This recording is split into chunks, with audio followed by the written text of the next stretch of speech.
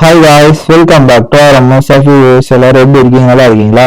எல்லாரும் நல்லா இருப்பீங்க அப்படின்னு சொல்லிட்டு நம்புறேன். இன்னைக்கு பாத்தீங்கன்னா நம்ம ராமேஸ்வரத்தில் அமைந்துள்ள தனுஷ்கோடிக்கு செல்லும் வழியில் பாத்தீங்கன்னா நமது முன்னாள் குடியரசுத் தலைவர் திரு டாக்டர் ஏபிஜே அப்துல் கலாம் ஐயா அவர்களுடைய நினைவிடத்துக்கு தான் இந்த வீடியோவில் நம்ம பாத்தீங்கன்னா போக போறோம். ஸோ இந்த வீடியோல பாத்தீங்கன்னா அவருடைய நினைவிடத்துக்கு போய் அவருடைய நினைவிடத்தை நான் உங்களுக்கு காட்ட போறேன். போன வாட்டி நம்ம பாத்தீங்கன்னா இதே மாதிரி நம்ம ராமேஸ்வரம் தனுஷ்கோடிக்கு வரும்போது எங்களால் அவருடைய நினைவிடத்துக்கு போக முடியல. அதே மாதிரி என்னால உள்ளெல்லாம் பாத்தீங்கன்னா போக முடியாது. ஏன்னா உள்ள கேமரா மொபைல்லாம் பாத்தீங்கன்னா அலோடு கிடையாது. அதனால பாத்தீங்கன்னா வெளியே அவருடைய நினைவிடத்தை நான் உங்களுக்கு காட்டுறேன். நீங்க இதே மாதிரி ராமேஸ்வரம் தனுஷ்கோடி போனீங்க அப்படின்னா தனுஷ்கோடி செல்லும் வழியிலேயே பாத்தீங்கன்னா அமைஞ்சிருக்கு. அதே மாதிரி அவருடைய வீடு பாத்தீங்கன்னா அங்கேயே தான் அமைஞ்சிருக்கு, பக்கத்துலயே. கொஞ்சம் கண்டிப்பா போனீங்க அப்படின்னா போய் பார்த்துட்டு வாங்க. அவருடைய வீடு பாத்தீங்கன்னா நம்ம போட்டோ எல்லாம் எங்கேயும் பாத்தீங்கன்னா எடுக்க விட மாட்டாங்க. ஆனா போய் பார்த்துட்டு வாங்க. அது பாத்தீங்கன்னா சுற்றுலாத்தலமா தான் பாத்தீங்கன்னா மாத்தி வச்சிருக்காங்க. இப்போ பாத்தீங்கன்னா நம்ம பாம்பன் பிரிட்ஜ் மேல பாத்தீங்கன்னா போயிட்டு இருக்கோம். பக்கத்துல பாத்தீங்கன்னா பாம்பன் பாலம் இருக்கு. ஸோ பாத்தீங்கன்னா இந்த பக்கம் இருக்கு பாத்தீங்கன்னா பழைய பாலம், அந்த பக்கம் புதுசா இருக்கு பாத்தீங்கன்னா அது பாத்தீங்கன்னா ஒயிட் கலர்ல, அது பாத்தீங்கன்னா பெரிய பாலம் கட்டி இப்பதான் செயல்பாட்டுக்கு வந்தது. போன வாட்டி பாத்தீங்கன்னா நம்ம அந்த பாலத்து மேல பாத்தீங்கன்னா பயணிச்ச ரயில்ல வந்தோம். இந்த வாட்டி பாத்தீங்கன்னா பஸ்ல போறதுனால ஸோ நம்ம பாத்தீங்கன்னா பிரிட்ஜில் போயிட்டு இருக்கோம்.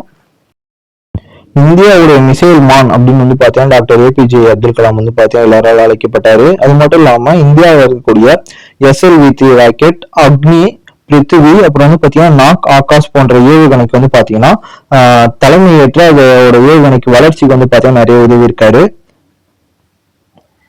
அதே மாதிரி இந்தியாவுடைய 11வது குடியரசுத் தலைவராக 2002 முதல் 2007 வரை பாத்தீங்கன்னா ஒரு குடியரசுத் தலைவராக பாத்தீங்கன்னா பணியாற்றினாரு. சாதாரண மக்கள் மனதில் பாத்தீங்கன்னா பாசத்தை ஏற்படுத்தல முதல் தலைவர் அப்படின்னு இவர் சொல்லலாம். அரசியல் சார்பில்லாத சுயமற்ற தலைவர் அப்படின்னு சொல்லிட்டு உலகத்தால் பாத்தீங்கன்னா போற்றப்பட்டாரு. அதே மாதிரி மாணவர்களின் நண்பர் அப்படின்னு பாத்தீங்கன்னா சொல்லலாம். பீப்புள் பிரசிடென்ட் அப்படின்னு சொல்லுவாங்க. உண்மையான செல்லம் தான் அறிவு அப்படின்னு சொல்லிட்டு எல்லா குழந்தைகளுக்கும் பாத்தீங்கன்னா எப்பயுமே சொல்லிக்கிட்டே இருப்பாரு. நாட்டை பாத்தீங்கன்னா உயர்த்துவதற்கு பாத்தீங்கன்னா இளைஞர்களுக்கு ஒரு பெரும் நம்பிக்கை பாத்தீங்கன்னா அவரோட மனதில் விதிச்சுக்கிட்டே இருந்தாரு. மாணவர்களுடைய நேரடியாக பாத்தீங்கன்னா பள்ளி கல்லூரிகள்ல சென்று உரையாடி அவர்களுக்கு பாத்தீங்கன்னா அவருடைய கனவு நினைவாகும் வகையில பாத்தீங்கன்னா அவர்களுக்கு பாத்தீங்கன்னா ஊக்குவிச்சாரு. அதே மாதிரி டாக்டர் ஏபிஜே அப்துல் கலாம் பாத்தீங்கன்னா ஒரு எழுத்தாளர் பாத்தீங்கன்னா ஒரு புத்தகம் எழுதியிருக்காரு. அவர் எழுதிய புத்தகங்கள் என்னென்ன அப்படின்னு பாத்தீங்கன்னா wings of fire, ignited minds, India 220, my journey அப்படின்ற போன்ற புத்தகம்லாம் பாத்தீங்கன்னா அவர் பாத்தீங்கன்னா எழுதியிருக்காரு. இந்த புத்தகங்கள்லாம் படித்தாங்க அப்படின்னா இளைஞர்களுக்கு பாத்தீங்கன்னா தன்னுடைய கனவுகள், நம்பிக்கை, தன்னுடைய வாழ்க்கை, தன்னுடைய நாடு முன்னேற்றுவதற்கு பாத்தீங்கன்னா ஊக்குவிக்கும் வகையில பாத்தீங்கன்னா இந்த புத்தகங்கள்லாம் பாத்தீங்கன்னா அவர் எழுதியிருக்காரு.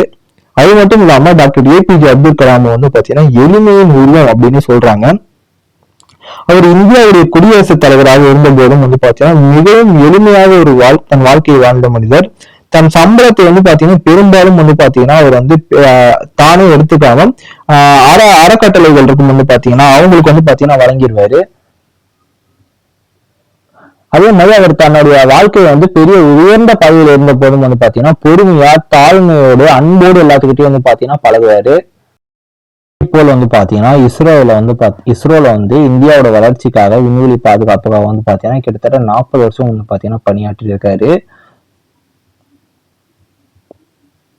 அதே மாதிரி 2015 ஜூலை 27 அப்போ பாத்தீங்கன்னா ஒரு கலந்துரையாடல் பாத்தீங்கன்னா மாணவர்கள் கிட்ட பாத்தீங்கன்னா உரையாற்றி கொண்டிருக்கும் போது பாத்தீங்கன்னா மேடையில பாத்தீங்கன்னா அவருடைய உயிர் பிரிஞ்சிருது.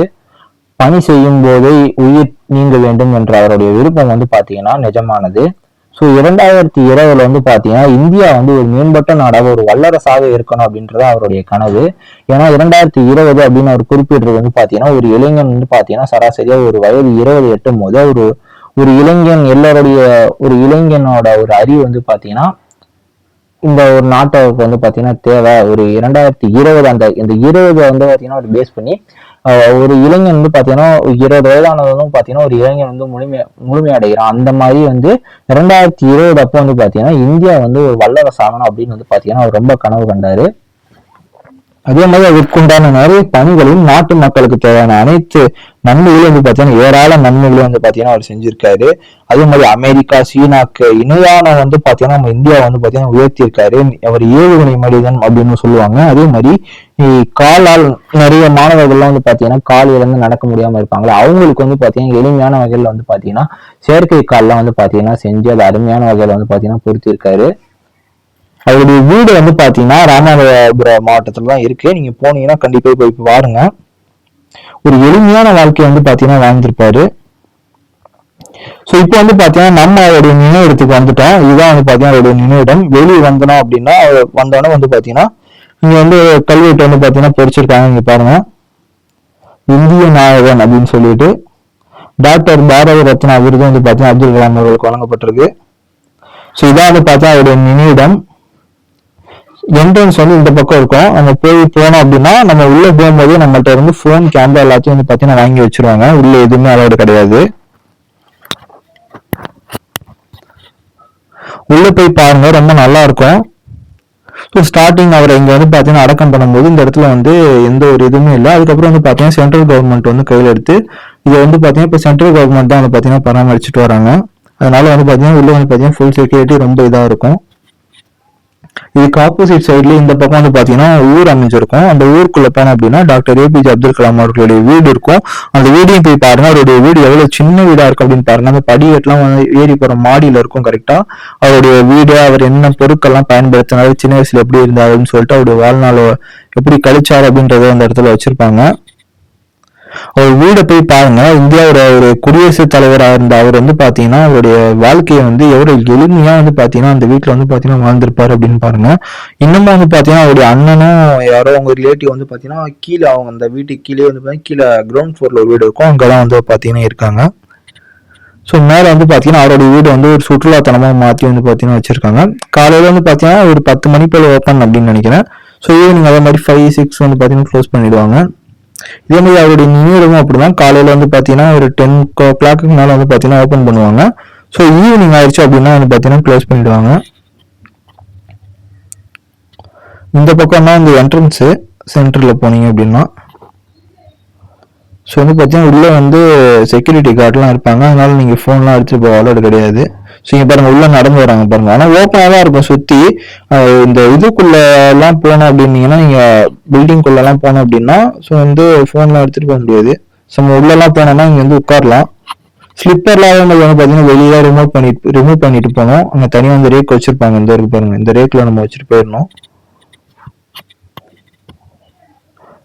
ஸோ அவருடைய வாழ்நாளில் வந்து பார்த்தீங்கன்னா எப்படி வந்து கழிச்சாரு அப்படின்னு சொல்லிட்டு உள்ள வந்து பார்த்தீங்கன்னா மிசைல்லாம் இருக்கும். இங்கே பாருங்க பின்னாடி வந்து பார்த்தீங்கன்னா பின்னாடி பேக் சைடில் வச்சிருப்பாங்க. நல்லா இருக்கும் அந்த மிசைல் பார்க்கறதுக்கு. ஒரு பெரிய மிசைல் வந்து பார்த்தீங்கன்னா சென்டரா வச்சிருப்பாங்க.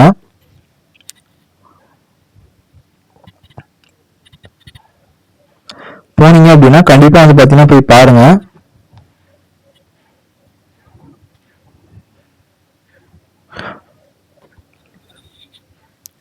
இதான் வந்து பார்த்தீங்கன்னா பேக் சைடு இருக்கு பாருங்க அந்த மிசைல். கரெக்டாக நீங்கள் உள்ளே இருந்து வந்தீங்கன்னா உங்களுக்கு பார்க்க ரொம்ப நல்லா கிளியரா தெரியும். வெளியே இருந்து என்னால் வந்து பார்த்தீங்கன்னா சரியா எடுக்க முடியல.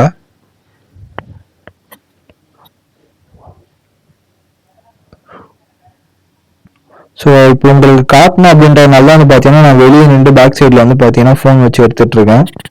இல்லைன்னா உள்ளெல்லாம் அந்த மாதிரி எடுத்துட்டு போய் விட மாட்டாங்க.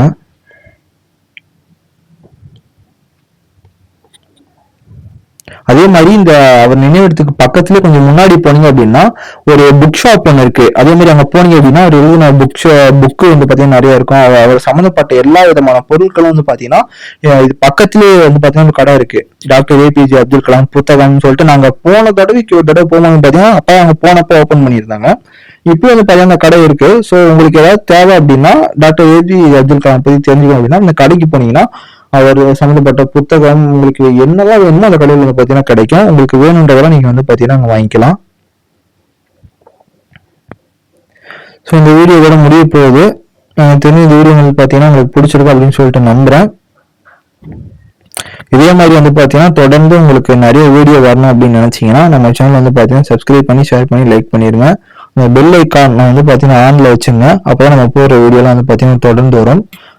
டாக்டர் ஏபிஜே அப்துல் கலாம் அவர்கள் செஞ்ச விஷயத்திலேயே உங்களுக்கு பிடிச்ச ஒரு நல்ல விஷயம் வந்து பார்த்தீங்கன்னா எது அப்படின்றது வந்து பார்த்தீங்கன்னா கமெண்ட் பண்ணுங்க. இன்னொரு ஒரு புதிய வீடியோல சந்திக்கலாம். பாய்.